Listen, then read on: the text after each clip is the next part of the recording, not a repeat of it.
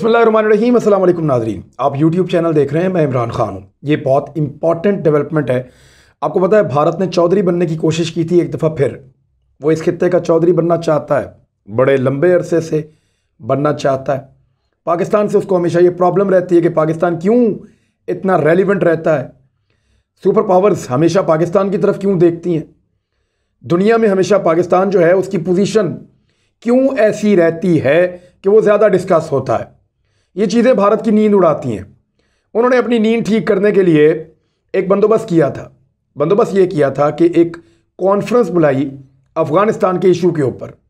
भारत ने भारत के अंदर नई दिल्ली में 10 से 11 नवंबर को एक कॉन्फ्रेंस बुलाई, यानी परसों कल ये चलती रही है कि जनाब हम बताएंगे कि अफ़गानिस्तान में क्या करना और कैसे करना है। हालांकि इससे पहले जब भी कोई अहम मामला अफ़गानिस्तान को लेकर हुआ, चाहे वो भारत के चहीते अमेरिका की ज़ेरे क़यादत हो रहा हो, चाहे वो अरब ममालिक कर रहे हों, चाहे वो रशिया कर रहा हो, चाहे वो चाइना कर रहा हो, कहीं पे भी कभी भी भारत को दावत नहीं दी गई तो भारत का रोल बहुत छोटा सा था। तालिबान ने तो कभी उनको घास ही नहीं डाली और हमेशा सब ये कहते रहे अशरफ गनी को छोड़ के कि भारत का अफ़गानिस्तान से और उसके अमन से कुछ लेना देना नहीं है, बल्कि वो स्पॉइलर है, वो वहाँ हालात को ख़राब करने के लिए ज़िम्मेदार है। भारत उन ताकतों का ग़ुलाम है और उन ताकतों का फ्रंटमैन है इस खित्ते में, जो ताकतें अफ़गानिस्तान को यहाँ तक पहुँचाने के लिए ज़िम्मेदार है। अब अपनी इज़्ज़त बचाने के लिए और अपनी चौधराहट बनाने के लिए भारत ने कॉन्फ्रेंस की 10 से 11 नवंबर को अफ़गानिस्तान पर दिल्ली में, और ये थी इलाकाई सलामती के मुज़ाकरात। इसमें उन्होंने कहा सारे मुल्क आ जाओ।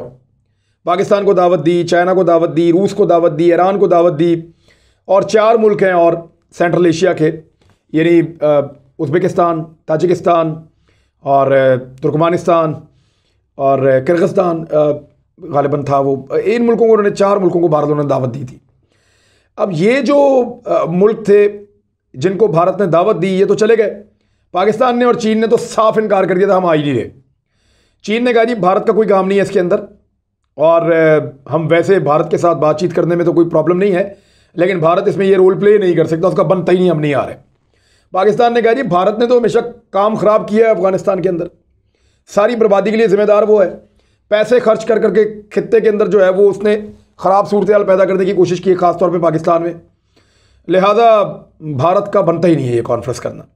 तो पाकिस्तान ने भी ठेंगा दिखा दिया और चाइना ने भी ठेंगा दिखा दिया, तो भारत को कर दिया इन्होंने फारिग। अब सिर्फ एक इम्पॉर्टेंट मुल्क था जो इस कॉन्फ्रेंस में शामिल था, ईरान। आपको पता है वो भारत के साथ उसके पुराने ताल्लुकात हैं, तो वो थोड़ा उसको ये भी तालिबान से प्रॉब्लम है कि वो वहाँ पे अपनी प्रॉक्सीज़ को सपोर्ट करना चाहता है अफ़गानिस्तान में, तो वो हर उस चीज़ के अंदर जाता है जहाँ पे तालिबान के ख़िलाफ़ कुछ हो रहा हो। तो ईरान का और तालिबान का कुछ थोड़ा प्रॉब्लम है, इस वजह से ईरान ने तो जाना ही था। और जो 4 मुल्क हैं सेंट्रल एशिया के, उनको भी जाना था, क्योंकि रूस जो जा रहा था, रूस वाहिद मुल्क था जो वहाँ पे काबिल ज़िक्र मुल्क था पाकिस्तान और चाइना के बाद। यानी अगर 3 काबिल ज़िक्र मुल्क हैं अफ़गानिस्तान को लेकर इस पूरे खित्ते में, तो एक चाइना, एक पाकिस्तान और एक रूस, ये 3 मुल्क हैं इस पूरे खित्ते के अंदर। 2 ने जाने से इनकार कर दिया, और तीसरा जो गया है उसने भारत को ऐसे भिगो के जूते मारे हैं। यहाँ पे पुलिस की ज़बान में कहते हैं पांजा फिट करना, क्योंकि मैं क्राइम रिपोर्टिंग करता रहा हूँ, तो जब पुलिस स्टेशन जाते तो कहते पांजा फिट हो गया जी। 5 जूते मारो एक साथ किसी मुजरिम को लटा के, तो उसको पांजा फिट हो जाता है। तो भारत को रशिया ने पांजा फिट कर दिया है। कैसे? 5 जगहों पे जो एलामिया जारी किया है भारत ने, रशिया ने उससे इत्तफाक ही नहीं किया। यानी इससे बड़ी चपेड़, इससे बड़े जूते और क्या होंगे कि भारत के अंदर जाता है न्यू दिल्ली में रूस, भारत करता है मेज़बानी। जब एलामिया जारी किया जाता है तो भारत का एलामिया कुछ और निकलता है और रशिया का एलामिया कुछ और निकलता है, और 5 बड़े और वाज़ेह फ़र्क उसके अंदर मौजूद होते हैं। तो ये भारत के लिए डूब मरने का मुकाम है, और ये पांजा फिट हो गया भारत को। मैं आपको बताता हूं कैसे। एक तो ये द इंडियन एक्सप्रेस ने इसको छापा है, और उन्होंने भी इसको इसी तरह छापा है, और बहुत सारा मीडिया भी इसकी निशानदेही कर रहा है। मैं आपको वो सारे नुकात बता देता हूं जहां पे भारत को रूस ने निगेट किया है।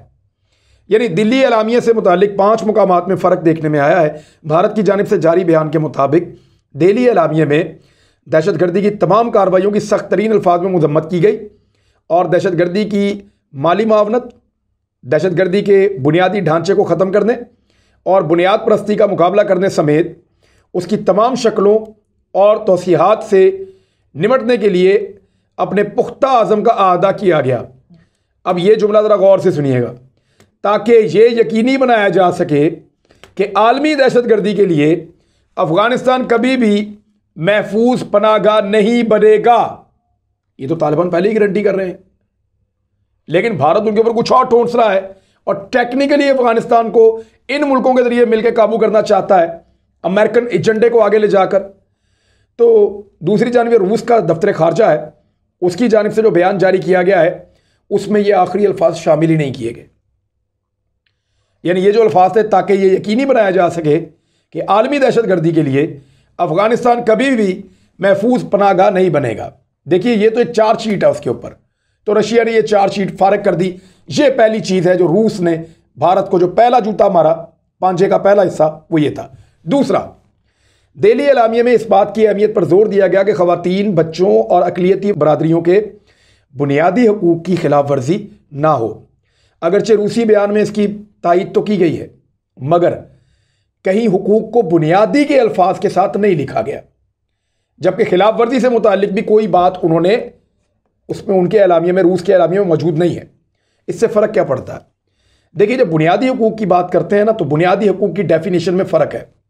मगरिब की बुनियादी हकूक़ की डेफिनेशन कुछ और है, हमारे यहाँ पे बुनियादी हकूक़ की डेफिनेशन कुछ और है, रूस में कुछ और है, हर जगह पे और है, यानी चीन में कुछ और है।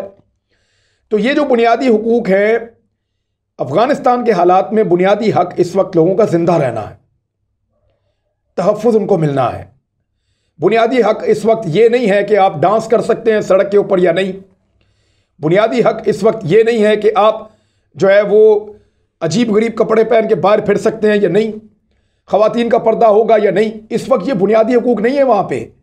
रूस की अंडरस्टैंडिंग में, चाइना की अंडरस्टैंडिंग में, पाकिस्तान की अंडरस्टैंडिंग में इस वक्त बुनियादी हकूक़ ये है कि ख़वातीन को और बच्चों को ज़िंदा रखा जाए। वो जो 2 करोड़ 40 लाख अफ़गानी भूख से और कहत से उनके मरने का ख़तरा है, उनको बचाया जाए। बुनियादी हकूक़ की हमारी डेफिनेशन ये है, लिहाजा बुनियादी का लफ्ज़ ही निकाल दिया यहाँ पे, और साथ उन्होंने जो लफ्ज़ खिलाफ वर्जी है वो भी निकाल दिया। तो भारतीय एलामिया में और रशियन एलामिया में ये फ़र्क, ये दूसरा जूता है जी पांजे में से। तीसरा, भारतीय एलामिया में खित्ते में बुनियाद परस्ती, इंतहा पसंदी, अलहदगी पसंदी और मंशियात की स्मगलिंग के खिलाफ इज्तमाई ताउन पर जोर दिया गया है, लेकिन रूसी बयान में इन मसाइल पर इज्तमाई ताउन का कोई जिक्र मौजूद नहीं है, जो कि एक हैरत अंगेज़ बात है। इसके पीछे भी रीज़न है। यहाँ पे भारत सबको कलेक्टिवली इन्वॉल्व करके अपने आप को चौधरी बना रहा था एक चीज़ के लिए, हालांकि वो खुद बहुत बड़ी स्मगलिंग करते हुए पकड़े गए थोड़े दिन पहले। बहरहाल यहाँ पे भी रूस ने उनको एक तीसरा जो है वो जूता रसीद किया है पांजे में से। चौथा, एक जगह पर दोनों बयानात में फ़र्क देखने में यह आया कि जब भारतीय एलामिया में कहा गया कि अफ़गानिस्तान से मुताल्लिक अक़वाम मुत्तहिदा की करारदादों को जहन नशीन करना चाहिए, और यह कि अक़वाम मुत्तहिदा का अफ़गानिस्तान में एक मरकज़ी किरदार है और मुल्क में उसकी मुसलसल मौजूदगी को महफूज किया जाना चाहिए, यानी अक़वाम मुत्तहिदा के लोग वहाँ मौजूद रहे, उनके तहफ़्फ़ुज़ की ज़मानत होनी चाहिए। रूसी बयान में इस बात पर अक़वाम मुत्तहिदा की करारदादों का जिक्र मौजूद नहीं है, क्योंकि अफ़गानिस्तान के हवाले से जो अक़वाम मुत्तहिदा की करारदादें हैं वो तालिबान और उनके रिजीम के ख़िलाफ़ है।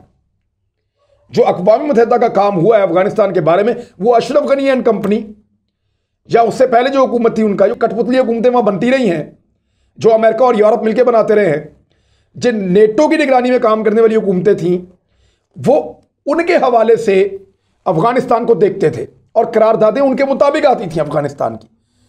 तालिबान के बारे में वहाँ पे रवैये कुछ और हैं।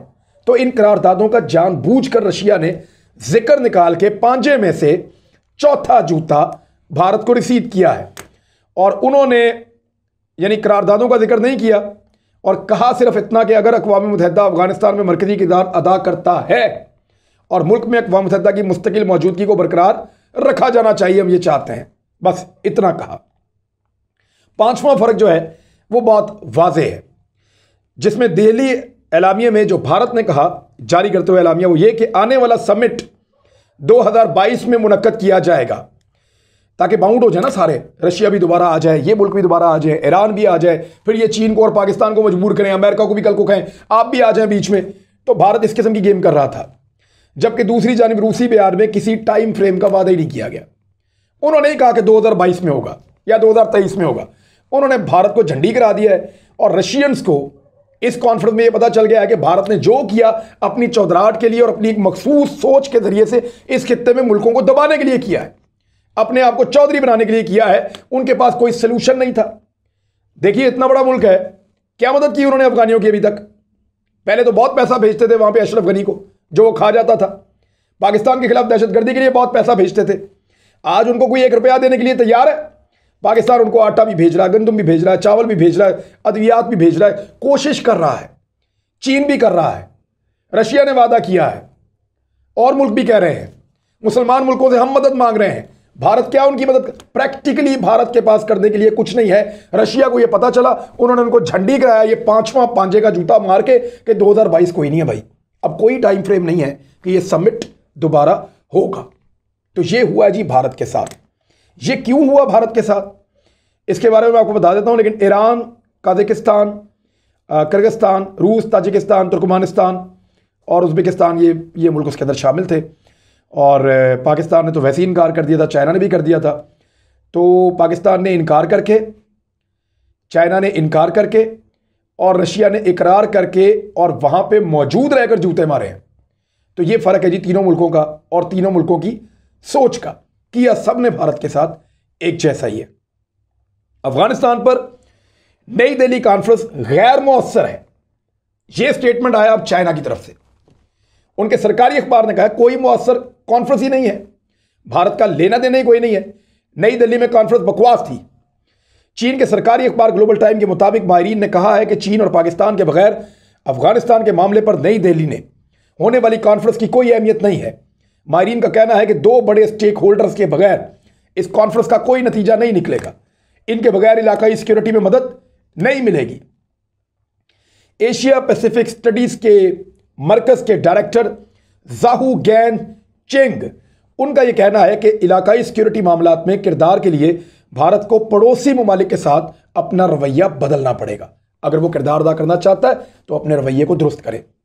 भारत ने अमेरिका की मौजूदगी में अफगानिस्तान में भारी सरमायाकारी की थी, काबुल की उस वक्त की हुकूमत को इंटेलिजेंस मदद फराम की थी और अफसरान की तरबियत भी की थी। भारत अब तक अपना गम गुस्सा नहीं भुला पा रहा, क्योंकि अफगानिस्तान से अमेरिकी फौज के इनखला के बाद वो वहां अपना असर रसूख मुकम्मल तौर पे खो चुका है। ये चाइनीज कह रहे हैं अब, जो हम काफी अरसे से बता रहे हैं। इंडिया हमेशा से तालिबान की मुखालफत करता रहा है, जबकि तालिबान भी इस पर भरोसा करने के लिए तैयार नहीं है। उन्होंने मजीद बताया कि चीन अफगानिस्तान की सिक्योरिटी के मामले पर रूस समेत वस्ती एशियाई ममालिक के साथ मिलकर काम कर रहा है। इसलिए इंडिया ने नई दिल्ली कॉन्फ्रेंस बुलाकर अपनी पोजीशन कुछ बेहतर करने की कोशिश की है, मुकाबले में आने की कोशिश की है। चीन और भारत की इलाकाई सलामती के हवाले से मुश्तरका मफादात हैं, ताहम भारत का मसला यही है कि वो हमेशा सिर्फ अपना मफाद देखने की पॉलिसी पर चलता है और दूसरों को नीचा दिखाने की कोशिश करता है।